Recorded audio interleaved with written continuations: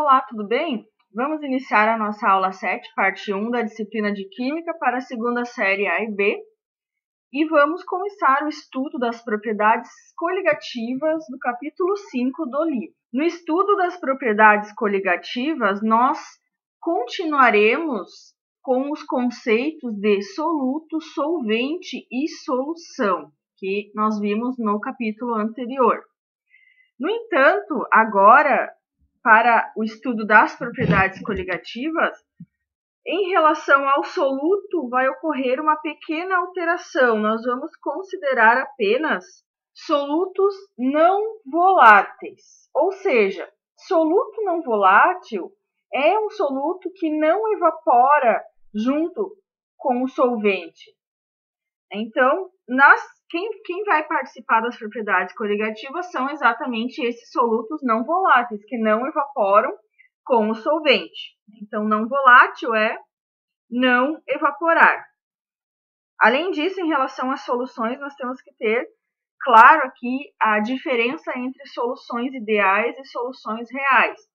Nós sabemos que a solução ela é formada quando a gente adiciona um soluto a um solvente. Então, soluto mais solvente vai resultar na solução. Lembrando que agora estamos trabalhando com um soluto não volátil. Então, uma solução ideal, ela seria uma solução diluída. Nessa solução ideal, não ocorre variação de volume, não ocorre troca de calor durante a dissolução de um soluto no solvente. Então, isso quer dizer o quê? Que uma solução ideal, ela não sofre interferência. Já uma solução real, a gente sabe que ocorre, algumas alterações, algumas interferências.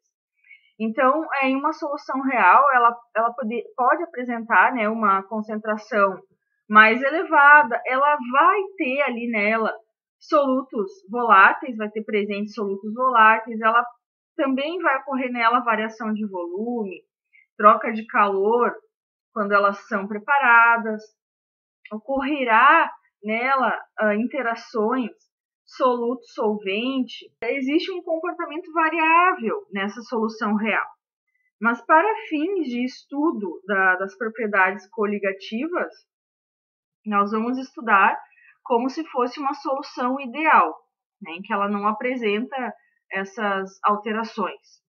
Porque senão o estudo ele passa para um grau mais complexo, em que a gente teria que considerar todas essas alterações ali e o cálculo se tornaria mais complexo, não é objeto aqui do ensino médio. No ensino médio, então, a gente estuda solução ideal. Então, nós vamos estudar propriedades coligativas, temos que saber qual é o conceito de propriedades coligativas. Propriedades coligativas são propriedades do solvente, Então, o que acontece? Algumas propriedades do solvente vão se modificar na presença de um soluto não volátil. Então, se nós tivermos aqui um solvente e nós adicionarmos nesse solvente, vamos colocar aqui que esse solvente ele tem as suas propriedades iniciais, propriedades X. E a gente vai adicionar nesse solvente um soluto não volátil. O que vai acontecer? Essas propriedades iniciais X aqui, elas serão então alteradas após a adição desse soluto não volátil. Então, esse seria o conceito de uma propriedade coligativa. E a alteração dessas propriedades coligativas, ela tem o nome de efeito coligativo.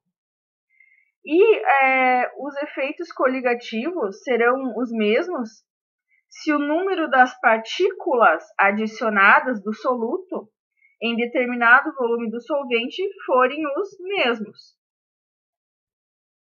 Então, vamos sintetizar aqui. Propriedade coligativa são propriedades do solvente que se modificam na presença de um soluto não volátil. E essas propriedades a gente atribui nome de as propriedades coligativas, a gente atribui nome de efeito coligativo, e esse efeito coligativo vai ser o mesmo se adicionarmos o mesmo número de partículas do soluto não volátil. Então, vamos ver os tipos de propriedades coligativas. Nós temos então aqui a tonoscopia, a ebulioscopia, a crioscopia e a osmoscopia. Esses são os tipos. São 4 tipos, então, de propriedades coligativas. A tonoscopia, ela tem a ver, né, ela vai se referir, ela vai tratar da propriedade do solvente pressão de vapor. A ebulioscopia, ela vai se referir à temperatura de ebulição, como o nome já diz, ebulioscopia, né? Então, ela vai se referir à propriedade do solvente de temperatura de ebulição. A crioscopia, ela vai se referir à temperatura de congelamento do solvente. E a osmoscopia, como o nome já diz também, ela vai se referir à osmose, ou no caso, a pressão osmótica. E o que seria o efeito causado pela adição do soluto não volátil nesse solvente? Então, em relação à pressão de vapor, em que o nome desse efeito é tonoscopia, quando a gente adicionar um soluto não volátil naquele solvente, ocorrerá a diminuição da pressão de vapor. Então, diminui a pressão de vapor. Então, se nós temos um solvente puro, ele vai ter uma pressão de vapor maior do que o seu solvente adicionado a ele um soluto não volátil, porque adicionando-se um soluto não volátil, vai diminuir a pressão de vapor. Então, aqui eu tenho solvente puro e aqui eu tenho a solução, né? Soluto mais solvente. O que eu tenho aqui no final, a pressão de vapor vai ser menor do que essa aqui inicial que o solvente puro tinha. Da mesma forma, em relação à ebulioscopia, se eu tenho um solvente puro e nós adicionarmos soluto não volátil, o que acontecerá com a temperatura de ebulição? Ela vai aumentar. Nós vamos alterar, então, aquela propriedade de temperatura de ebulição, em que nós vamos aumentar a temperatura de ebulição daquele solvente após a adição do soluto não volátil. Crioscopia, né, que tem a ver com a temperatura de congelamento. O que vai acontecer? Eu tenho o meu solvente puro que tem uma certa temperatura de congelamento.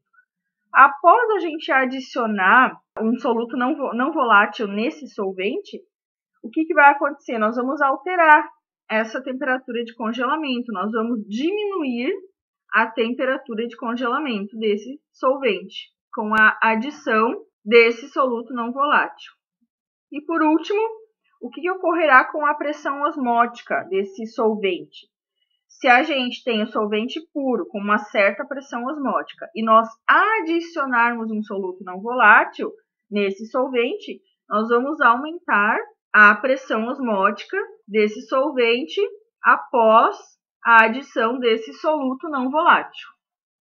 Então, em resumo, nós estamos alterando essas propriedades após a adição de um soluto não volátil. Quais propriedades? Pressão de vapor, temperatura de ebulição, temperatura de congelamento e pressão osmótica. Então, em resumo, pense nas propriedades coligativas como você. O V, ele vem de vapor, né? Vapor. E nós temos ali qual propriedade? A pressão de vapor. Esse V, ele é como se fosse uma flechinha para baixo. Quer dizer o quê? Se eu adicionar soluto não volátil no solvente, nós vamos... O que a flechinha está indicando? Nós vamos diminuir essa pressão de vapor. Diminuir essa pressão de vapor. O nome desse efeito coligativo é tonoscopia.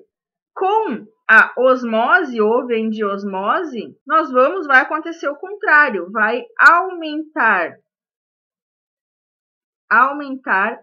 a pressão osmótica, né? Então, aqui a gente está falando de pressão osmótica. Então, vai aumentar a pressão osmótica.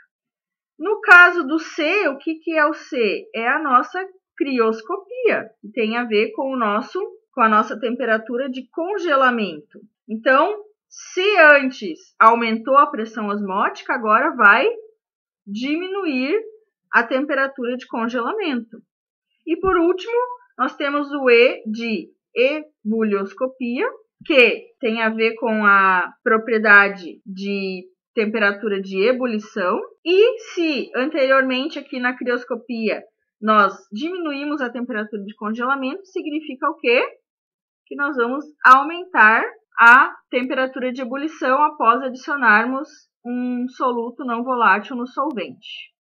Significa o que, senhores, isso? Você, tonoscopia, diminui, osmose aumenta, crioscopia diminui, ebulioscopia aumenta. É um macete para a gente lembrar do que ocorre nas propriedades coligativas. E nós vamos começar a entender o macete como?